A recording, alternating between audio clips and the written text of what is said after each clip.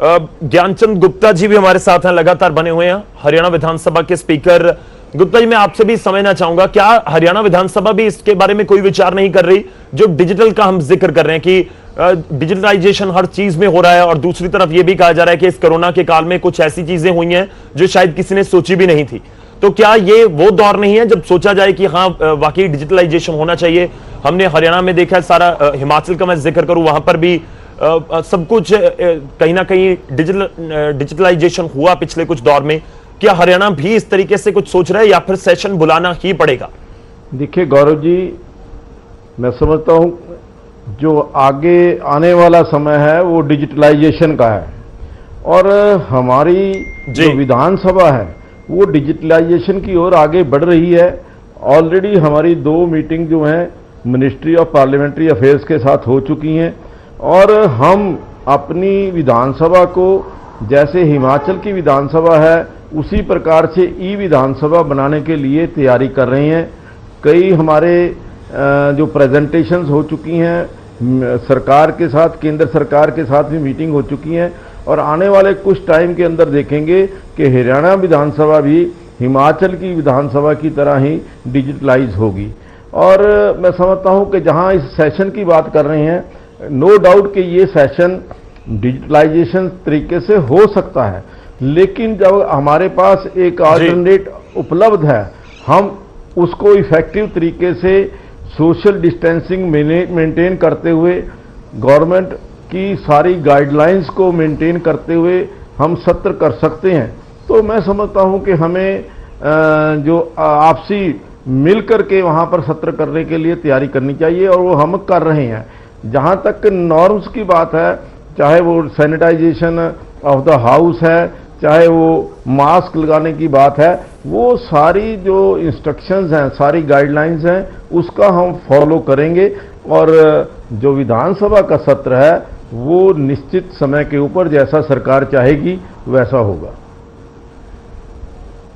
जी, इस बार नहीं हो पाएगा। जो कोरोना के काल में मैं जिक्र कर रहा हूं कि अगर बहुत सारी ऐसी एप्लीकेशंस आई हुई हैं, बहुत सारे हम देख रहे हैं कि वीडियो कॉन्फ्रेंसिंग के जरिए सब काम चल रहे हैं आज की डेट में। गुप्ता जी, मैं इसीलिए समझना चाह रहा था कि क्या इस बार पॉसिबल नहीं हो पाएगा? देखिए, इस बार तो सेशन बुलाना ही पड़ेगा और इस बार सेटिंग्स होंगी ही होंगी। देखिए गौरव जी, मैं समझता हूं कि टेक्नोलॉजी के अंदर अभी हमें उतने एडवांस हम नहीं हुए।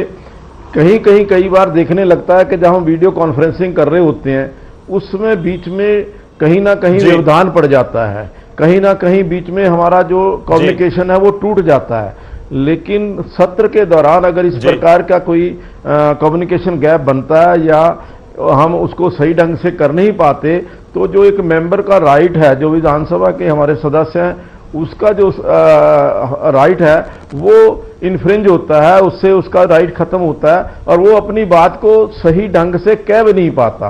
तो मैं समझता हूं कि जब हमारे पास अल्टरनेट उपलब्ध है तो हम जो मैनुअल है वो कर रहे हैं। अगर हमें ये 6 महीने का, जो 6 महीने के अंदर संविधान की हम सब लोग इज्जत करते हैं, संविधान की हम सब लोग पूजा करते हैं, और उस संविधान का इज्जत करते हुए 6 महीने से पहले पहले ये सत्र होना जरूरी है, और जिसका हम पालन कर रहे हैं। ठीक है, ठीक है।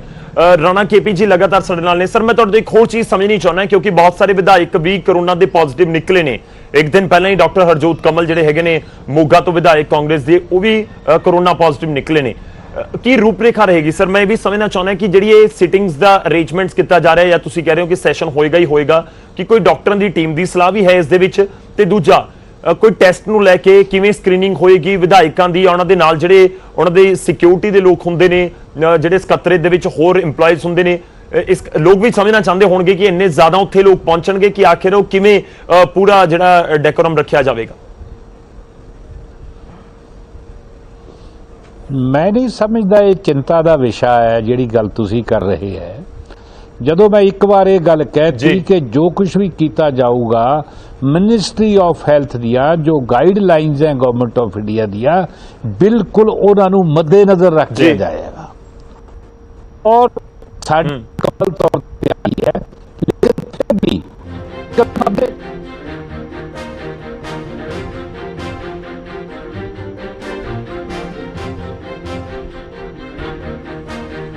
ठीक है सर, राणा केपी जी की आवाज जी फिर दिक्कत आ रही है, कोई टेक्निकल इशू है। मैं एक बार गुप्ता जी का रुख करांगा।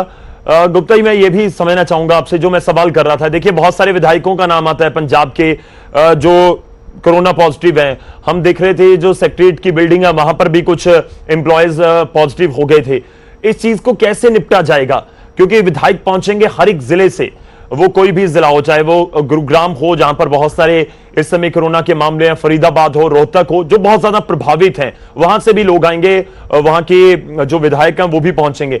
ये किस तरह से देखा जाएगा कि किसी दूसरे को दिक्कत ना हो, अगर किसी एक को प्रॉब्लम हो और वो किसी दूसरे को वहां पर कोई इंफेक्टेड ना कर जाए, इसके लिए कैसे अरेंजमेंट्स होंगे? क्या कोई डॉक्टर्स की टीम को तैनात करने की आप प्लान कर रहे हैं कि बिल्कुल गेट के ऊपर डॉक्टर्स की टीम तैनात रहे और उनका वहां पर स्क्रीनिंग हो, टेस्ट हो, उसके बाद ही उनको आगे जाने दिया जाए, चाहे विधायक है या कोई भी है?